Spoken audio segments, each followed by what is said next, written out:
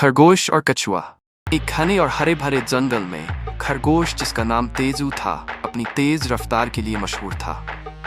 वह हर जानवर के सामने अपनी रफ्तार का घमंड करता और धीमे जानवरों का मजाक उड़ाता, खासकर एक शांत और मेहनती कछुए जिसे सब धीमा कहते थे। एक दिन कछुए ने तेजू से कहा, तेजू, तेज होने का मतलब ये नहीं कि तुम हर बार जीतोगे। चलो दौड़ लगाते हैं और मैं तुम्हें साबित करके दिखाऊंगा। तेजू जोर से हंस पड़ा।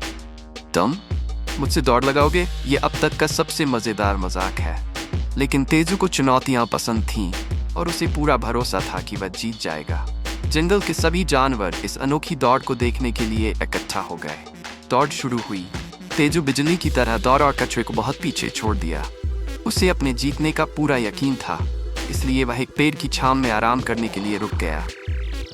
अरे, ये धीमा कछुआ मुझे पकड़ भी नहीं सकता, वह सोचकर मुस्कुराया और सो गया।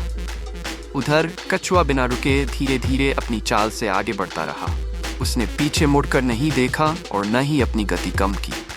तेजू गहरी नींद में था जब कछुआ उसके पास से चुपचाप निकल गया और फिनिश लाइन के पास पहुंच गया। जानवरों की तेज तालियों की आवाज से तेजू की नींद खुली। उसने देखा कि कछुआ फिनिश लाइन पार कर रहा था। तेजू भागा, लेकिन तब तक बहुत देर हो चुकी थी। कछुआ जीत गया था।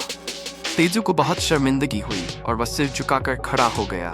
कछुआ मुस्कुराते हुए बोला, देखा तेजू, धैर्य और मेहनत हमेशा जीत दिलाती है। जंगल के सभी जानवर कछुए की जीत का जश्न मनाने लगे। उस दिन के बाद से तेजू ने घमंड करना छोड़ दिया और कछुए से सीख ली।